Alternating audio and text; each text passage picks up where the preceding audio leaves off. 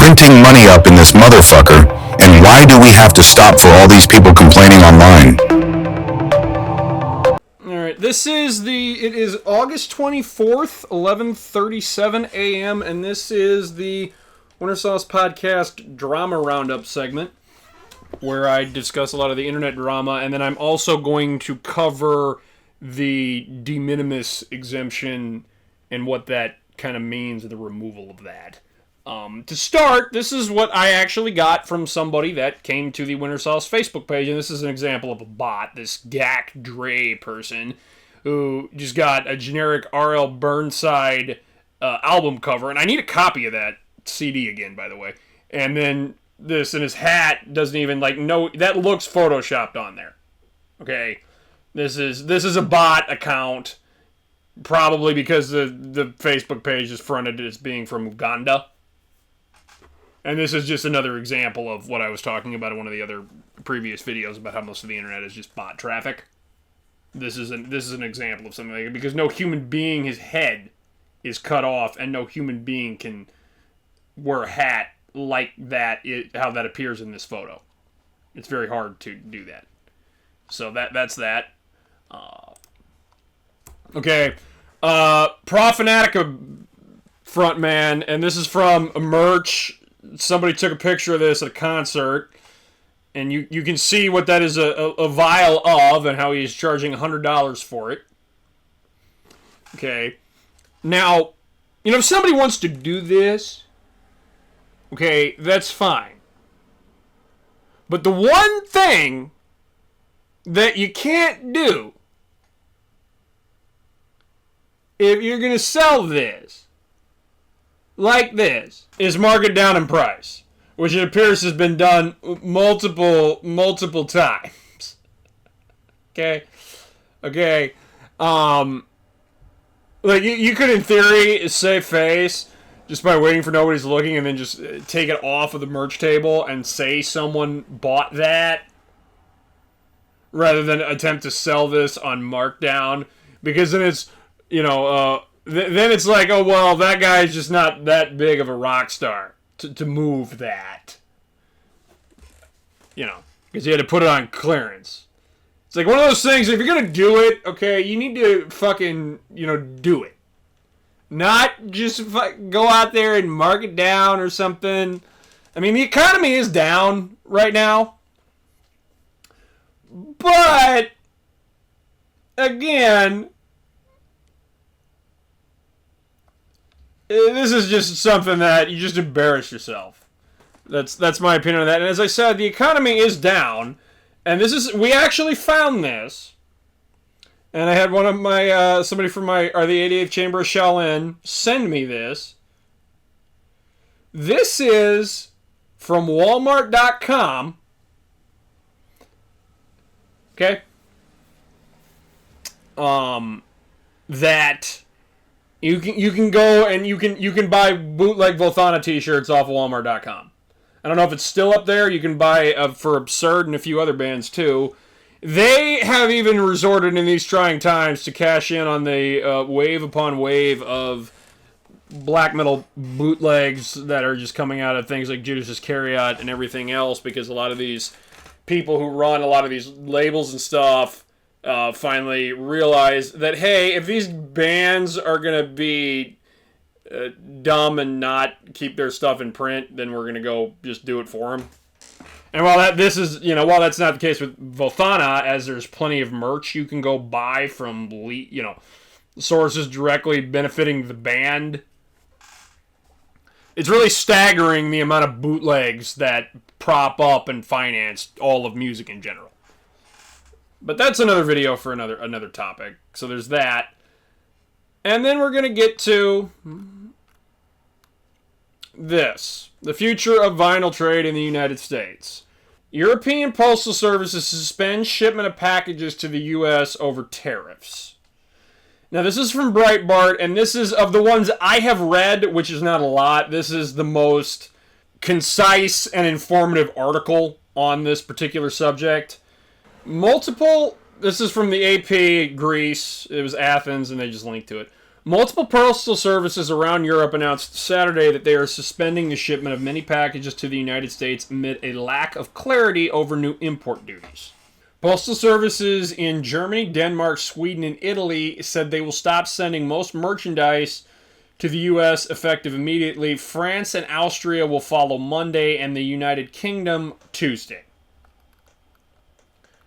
Under a decree signed by President Donald Trump last month, international goods that were previously exempt from U.S. tariffs, those valued under $800, will be subjected to import duties from August 29th. Letters, books, gifts, and small parcels worth less than $100 will continue to be exempt.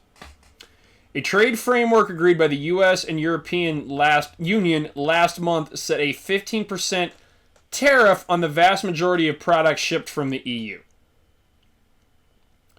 Many European postal services say that they are pausing deliveries now because they cannot guarantee the goods will enter the U.S. before August 29th.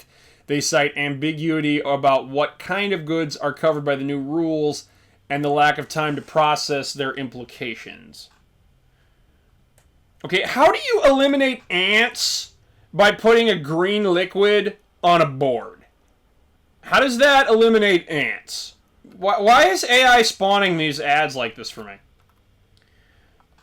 Starting Saturday, Deutsche Post and DHL Parcel Germany said they will no longer be able to accept and transport parcels and postal items containing goods from business customers destined for the U.S.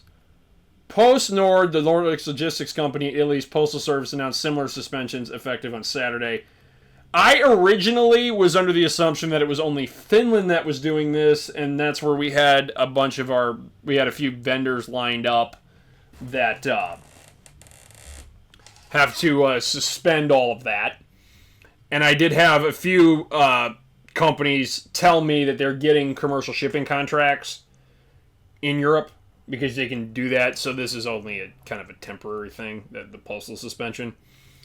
In the absence of different instructions from U.S. authorities, Poste Italiane will be forced, like other European postal operators, to temporarily suspend acceptance of all shipments containing goods destined for the United States. Starting August 23rd, mail shipments not containing merchandise will continue to be accepted, Poste Italiane said Friday. Shipping by services such as DHL Express remain possible, it added.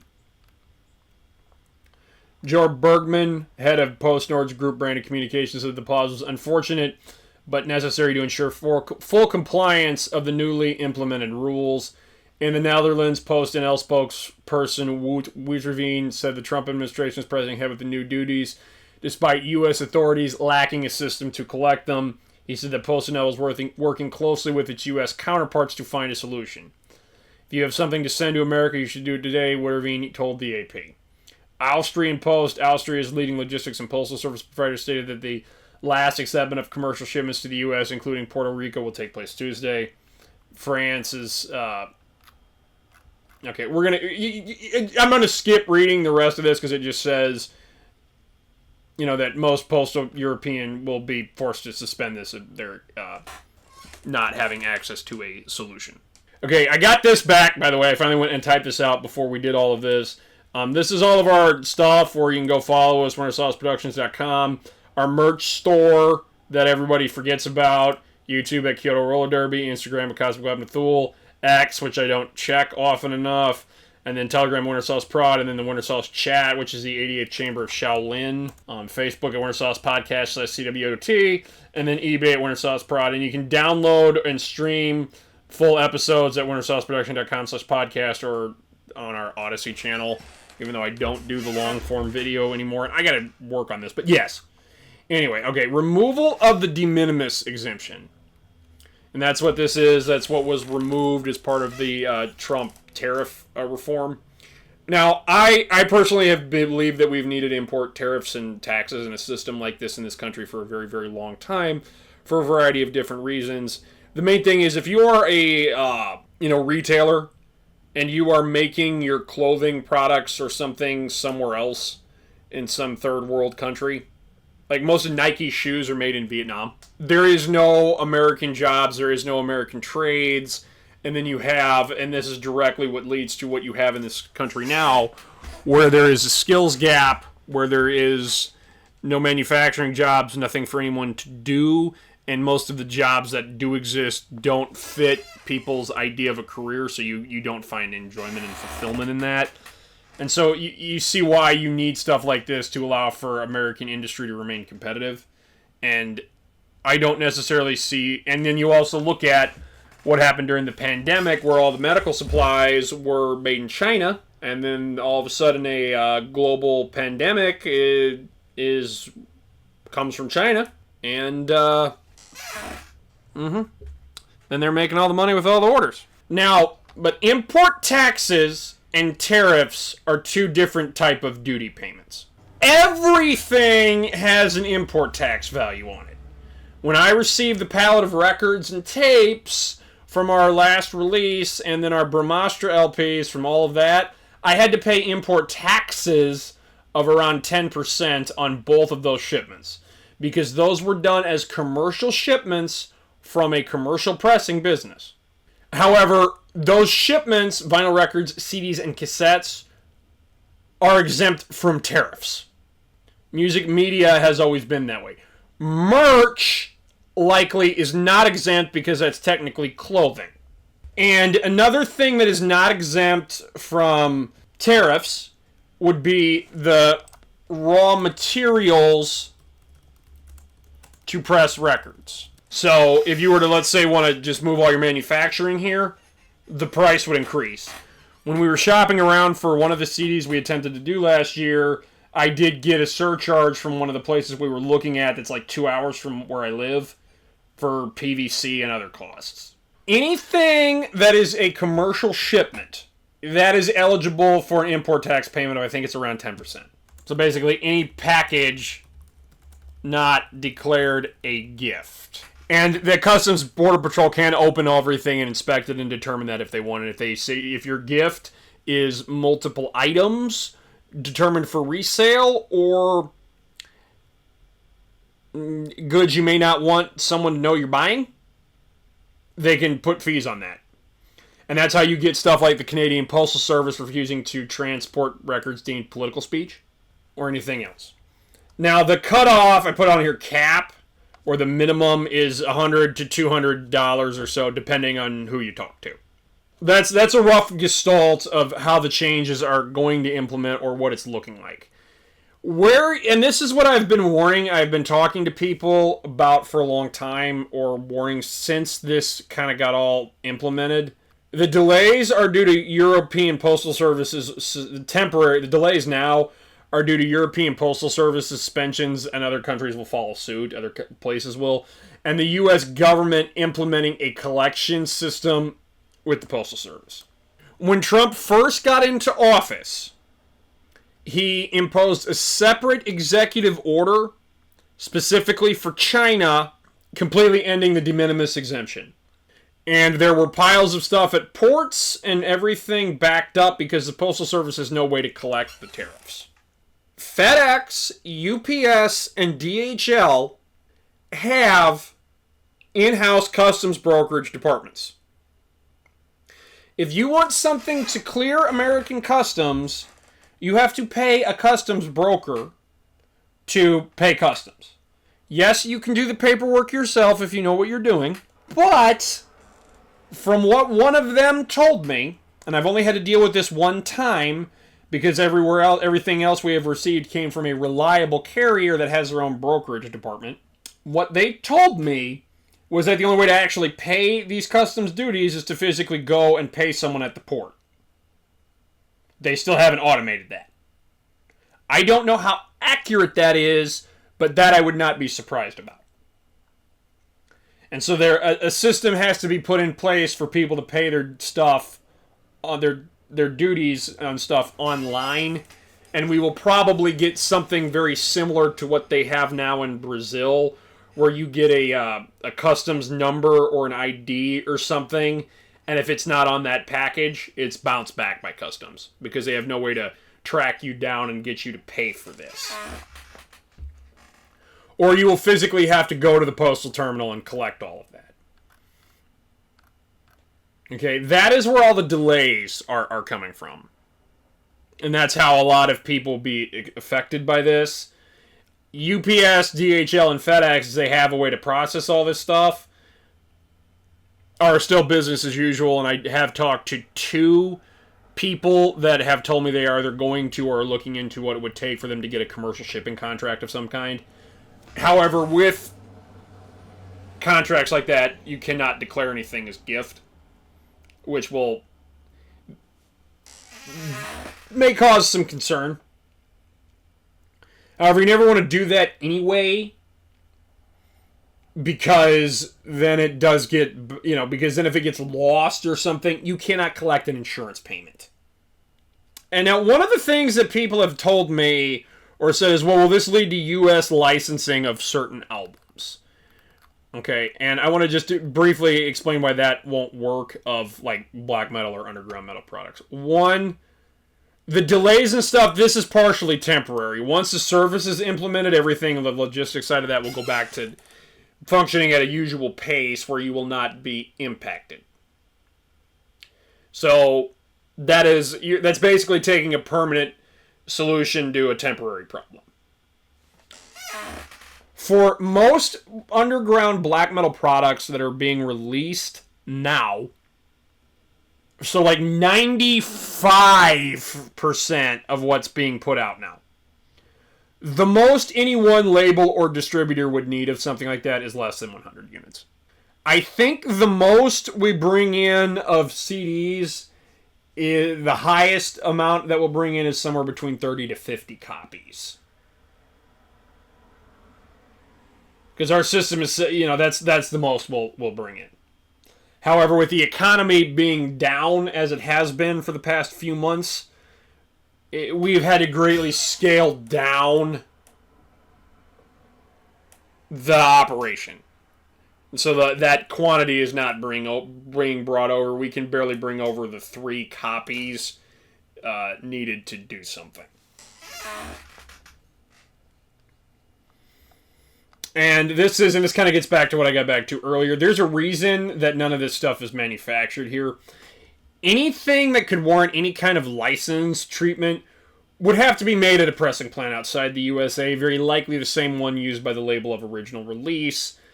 This makes a new pressing somewhat redundant, as then the labels just end up co-releasing everything, which is, I will be doing a video on this at some point about why that process is terrible. But this just makes that somewhat redundant. As basically what's happening is the original label of release is just paying to have 100 copies shipped directly to a distributor. And so that's still a commercial shipment, still tariffed. There's no money saved, and there's no money saved. Because then you had to figure out how you compensate all the bands and who does what, and it's just, in the end, that would be more expensive. This is, which is why a barter system is still the best way to circulate everything. However, that assumes that both parties get stuff out of the deal they can sell, which usually does not take place anymore. And then, of course, you still get those collectors that would still need all versions of something. Because while it's getting less and less, there are still people that have to own every version of everything. And that's why this idea, while good in principle, is flawed. You could see U.S. licenses of merch, though, which you have to do anyway because all the clothing here is sized differently.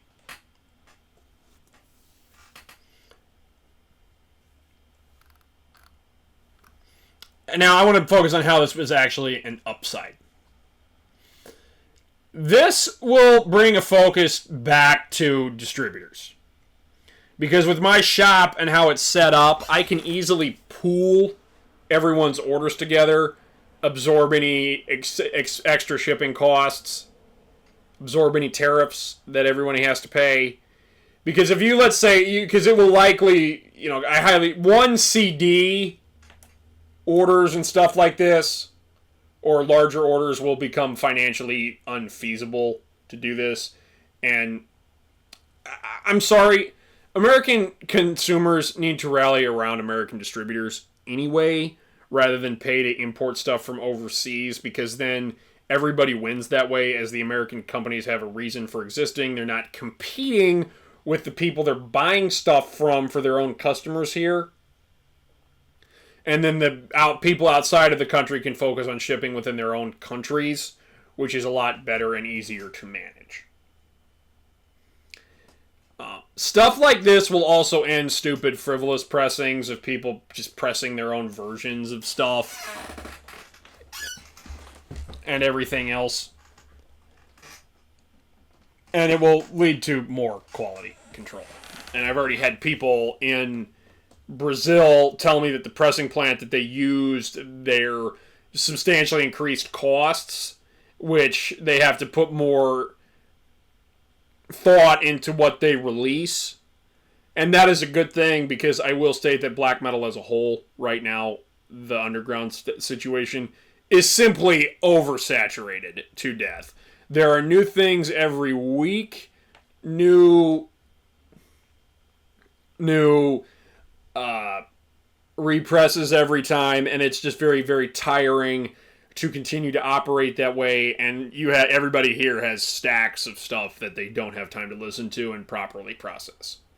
And so this is actually an upside as well. It will shift to more quality. The only people who will be seriously impacted by this in any way, shape, or form are labels whose business principle is predicated on releasing batches of stuff where you have anywhere from 5 to 20 new releases at one time that are all extremely overly priced, and that's all markup. And these are the people who you find a lot of people whining about their business models online, because and then what happens is the spell is removed, and then people realize that, hey, you can listen to the stuff you bought more than one time, actually understand it, have an attachment to it, and then people do that and they go, oh, the guy who makes this is a complete douche. I don't want to own this. I want to own something else. And then they go and sell. And then over time, you see what's worthless and what isn't worthless. And I think if that would just bring it back to the quality of the music and the product mattering, not people just soullessly pressing limited raw black metal garbage for quick cash and not thinking about it and seeing it. So most of what's released now, it's worth something at the beginning when it's released, and then like 3 months later it's worthless. Nobody buys it. So that is, in a nutshell, the de minimis exemption. And then we are going to go to a break for a song of some kind from one of the Winter Solace releases. And I will be doing one more segment with the podcast next week. I want to thank everybody for tuning in, and WinterSolaceProductions.com. Thank you. Have a great day.